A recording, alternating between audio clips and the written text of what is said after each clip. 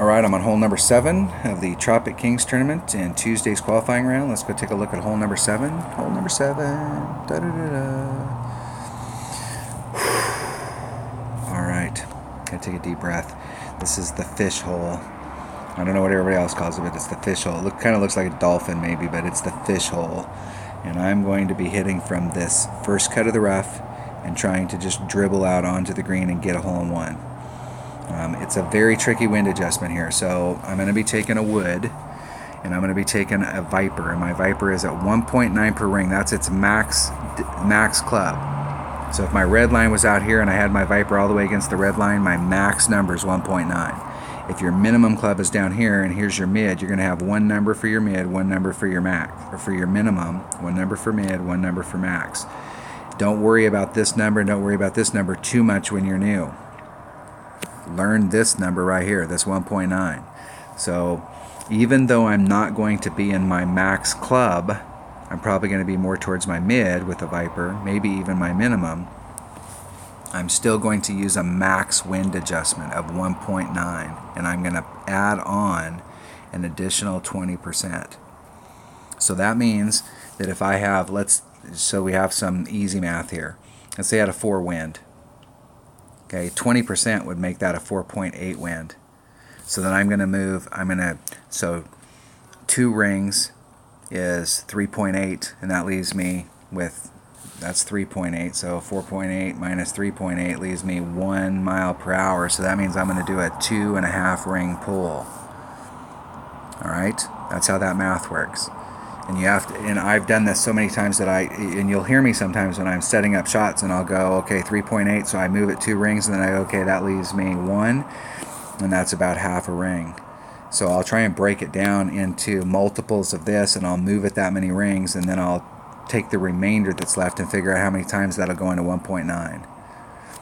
So in this case, in that case right there, I'm at 2.5 rings. That's the way that I'm going to adjust it on this, and it's a big adjustment because you're on the top of a hill here and it's going downhill, and this thing just does not hit right.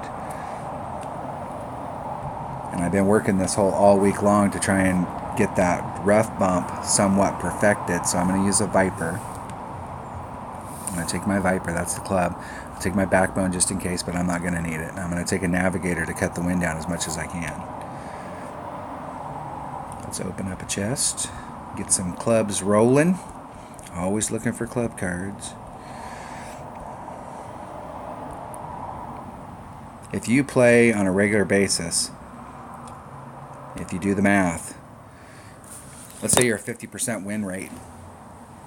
It takes every 4 chests you get a gold. So if you play during the day and your whole goal is to get 4 gold chests a day, you'd have to play 32 matches. And you're going to open up, out of that 32, you're going to immediately open up 12 chests at 20 gems per chest.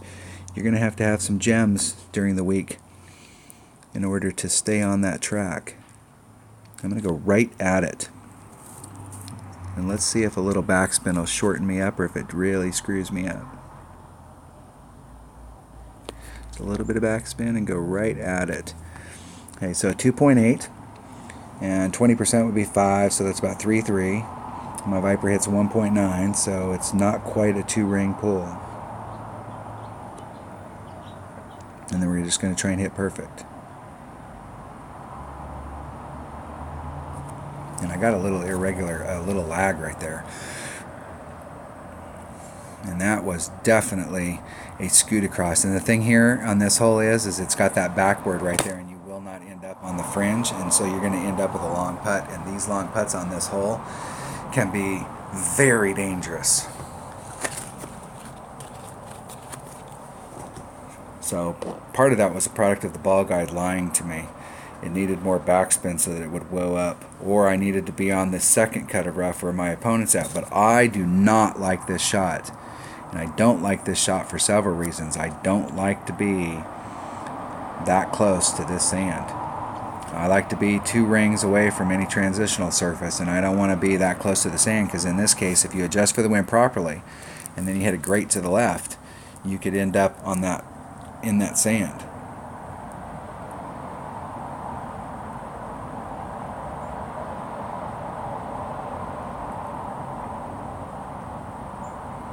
opponent got on nicely.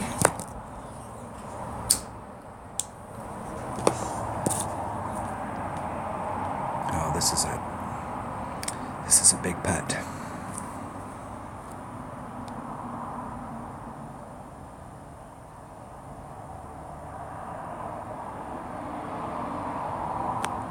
Made it great on the inside, and that's going to miss.